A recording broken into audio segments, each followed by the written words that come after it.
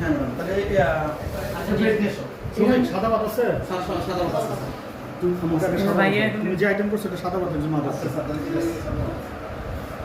এটা হলো আপনার শোল মাছ মনে হচ্ছে, বুঝছেন? হ্যাঁ, শোল মাছ। এটা হচ্ছে শিং মাছ, না এটা বাম মাছ। বাইম মাছ, বাইম মাছ, দেশি এটা লাল শাক, লাল শাক, ভেন্ডি। ভেন্ডি, চিংড়ি, ওই যে বড় চিংড়ি, ছোট চিংড়ি। ওই যে ছোট চিংড়ি দেশি, ওই যে দেশি আমগো নদীর শীতলকার কাচকি মাছ। আমার বাবুটা রেখে দেখতে বলেন। এই সমস্ত আয়োজন করেছে আমাদের শফিক ভাই এবং সে কিছুই আয়োজন করতে পারে নাই, কিন্তু এই সামান্য আয়োজন দেখেই আমরা ওনাকে ওখানে বসে থাকবে।